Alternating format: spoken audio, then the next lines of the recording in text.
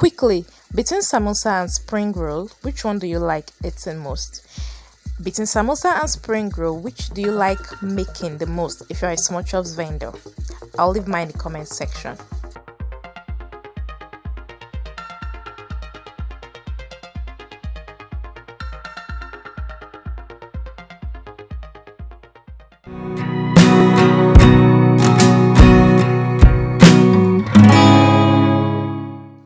Hi everyone, my name is Susan and I am the host of Sussy's vlog. Welcome to my channel. I'm making use of vegetable oil, my hand wicks, my regular rice eating spoon, and now this is the Smallchops jacket mix that I made in my previous video.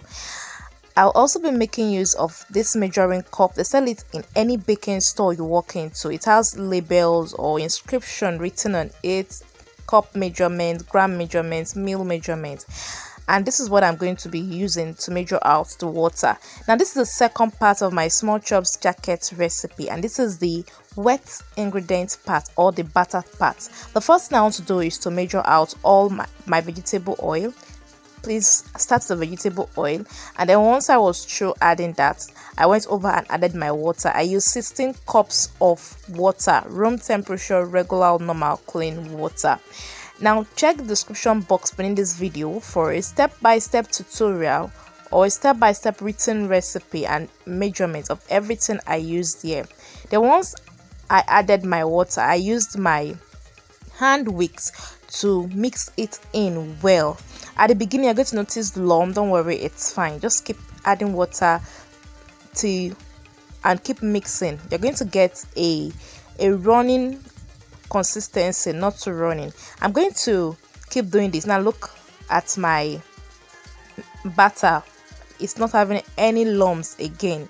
Now this is what you expect. Now we have different flour types in the market, and that's why I do advise that even if I wrote 16 cups of water, add 14 cups of water first before adding the remaining 2 if you have not gotten the same consistency I have gotten.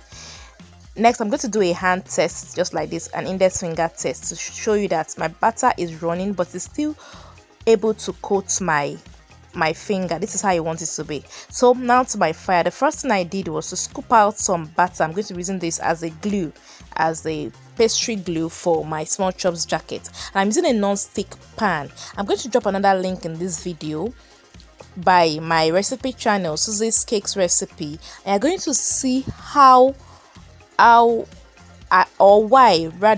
I'm using some of this item I'm using. Now I'm using this brush. Some people use their hand to apply the batter into their non-stick pan, but me, I'm sticking with my brush. I cannot come and kill myself. So I got a flat plate, I sprinkled it with flour, and then my Smallchops jacket, once it was ready, I placed it on the flat surface and repeated the same process. Now you just want to cook this on low to medium heat. Use your brush to apply your batter into your non-stick pan. Wait for about a minute for it to get cooked. Flip it over to the other side and allow it to cook for 1 to 2 seconds, and then once it's ready, remove it and place it in your bowl. Now if you're working outside like I am working, this is 1 a.m. in the morning. If you're working outside, just remember to cover your jacket, already prepared jacket, with a damp kitchen towel, not wet but slightly damp kitchen towel. This creates moisture for your Smallchops jacket and it doesn't allow it to dry out on time, but sometimes I skip this step. Now once I was through with that, the next thing I did was to go to my work surface, sprinkle little flour on it. I'm starting with my Springroll.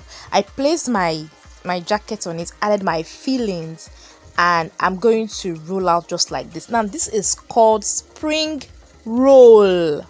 I know I had to pronounce that roll, Springroll, for a reason. I've seen different shapes of spring. I've seen the flat method that saying it's Springroll. So make sure, in as much as you are rolling your Springroll jacket, you're not rolling it too tight and you're not making it flat. You know the way you hold an egg, that you hold it firm but not so firm. That is how you're going to do the rolling. And once you get it right, you're going to be perfect, making it for subsequent orders. Now I brought my camera up close so that I can see just the way I'm rolling this. I applied my pastry glue at the end to seal up my jacket. So this is how I roll my spring roll, and I had 101 pieces of spring rolls from this. Now you see that there's no movement on my camera here. This is when I'm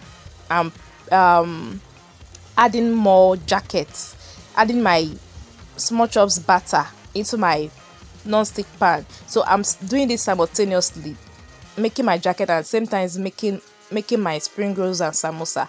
If you are new doing spring rolls and samosa, don't worry, with time you get used to the process. It's not really that strenuous. Now I'm going to repeat that again so that you can see how spring roll is being rolled. It's not difficult. Just watch the video, apply your fillings, your spring roll fillings, roll it like this, firm but not too firm, fold it on at both opposite ends, then keep rolling, apply your glue, and that's it. That is it. It is called spring roll. Now to my samosa. I got my jacket or my wrap or my skin, samosa skin. I sprinkle little flour on each of it and stack them on each other. And I'm using what we call a pizza cutter or a chin chin cutter, whichever way you want to use it. You can use a knife, but this is much more effective for me. So I cut it out like this. Now just watch the way I'm cutting it. This part is smaller, the other part I'm going to cut out is bigger.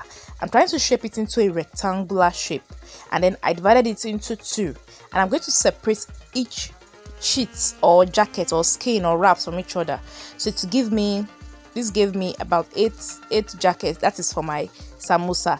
And so the way I'm going to add my fillings and fold. Now I've seen a lot of people having difficulties in making samosa wrap and folding, but just watch the video. That's why I brought my camera up close so that you can see exactly how I'm doing it. Just have it in mind that your shape for samosa is always in triangle. It's a triangular shape, so this is how I fold it.